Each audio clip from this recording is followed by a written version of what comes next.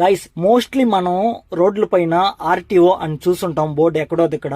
RTO full meaning regional transport office.